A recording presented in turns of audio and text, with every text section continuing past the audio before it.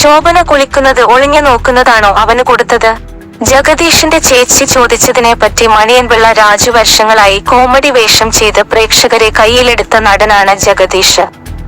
എന്നാൽ ഇപ്പോൾ സീരിയസ് ആയ വേഷങ്ങൾ അവതരിപ്പിച്ച് പ്രേക്ഷകരെ ഞെട്ടിക്കുകയാണ് നടന്. ഏറ്റവും ഒടുവില് ഫാലിമി എന്ന സിനിമയിലൂടെ ഗംഭീര പ്രകടനമാണ് നടന് കാഴ്ചവെച്ചത്.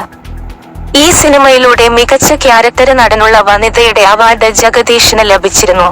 ജഗദീഷിന് അവാർഡ് സമ്മാനിച്ചത് നടന് മണിയൻപിള്ള രാജുവായിരുന്നു. ചെറുപ്പം മുതൽ തന്റെ സുഹൃത്തായിരുന്ന ജഗദീഷിനെ കുറിച്ച് ചില രസകരമായ കാര്യങ്ങള് വേദിയില് വെച്ച് സംസാരിച്ചിരിക്കുകയാണ് നടന്. ജഗദീഷിനെ പറ്റി ഒരുപാട് കാര്യങ്ങൾ പറയാനുണ്ട്. ഞങ്ങള് ബാല്യകാല സുഹൃത്തുക്കളാണ്, സ്കൂള് മേറ്റ്സ് ആണ്. അതിലൊക്കെ ഉപരി ജഗദീഷിന്റെ എല്ലാ സിനിമകളും ഞാന് കാണാറുണ്ട്. റോഷക് കണ്ടപ്പോൾ ജഗദീഷിന് എന്തായാലും ഒരു അവാർഡ് കാത്തിരിക്കുന്നുണ്ടാവുമെന്ന് ഞാന് പറഞ്ഞിരുന്നു. ഏറ്റവും കൂടുതൽ അവാർഡ് പരിപാടികളില് അവതാരകനായിട്ടുള്ള ആളും പാട്ട് പാടിയിട്ടുള്ള നടനുമാണ് ജഗദീഷ്. അതുപോലെ ഏറ്റവും കൂടുതൽ കാലം ഒരു ചാനല് പരിപാടിയില് ജഡ്ജായിട്ട് ഇരുന്നതും ജഗദീഷാണ്. ഇടയ്ക്ക് ഞാനിനി കോമഡിയോ സ്കിറ്റ് പരിപാടികളോ ചെയ്യുന്നില്ലെന്ന് ജഗദീഷ് പറഞ്ഞിരുന്നു. അതിന് കാരണമായി പറഞ്ഞത് തനിക്ക് സീരിയസ് ആയിട്ടുള്ള റോളുകൾ ചെയ്യണമെന്നാണ്. കോമഡി റോളുകളിൽ നിന്നും മാറുകയാണെന്നും പറഞ്ഞിരുന്നു.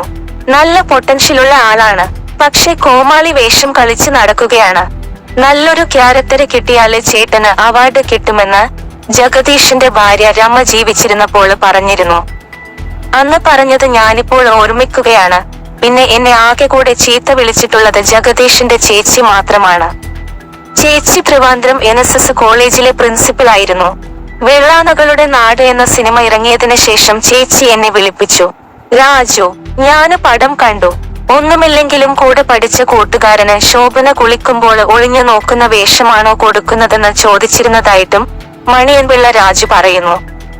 പക്ഷെ ആ കഥാപാത്രം ജഗദീഷിന്റെ കരിയറിലെ ടേണിംഗ് പോയിന്റ് ആയിരുന്നു.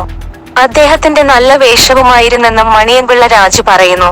അതേസമയം രാജു പറഞ്ഞതുപോലെ ഒരുപാട് അവാർഡ് വേദികളിലെ വിന്നേഴ്സിന്റെ പേര് പറയാന് തനിക്ക് അവസരം കിട്ടിയതിനെ പറ്റിയാണ് ജഗദീഷ് സംസാരിച്ചത്.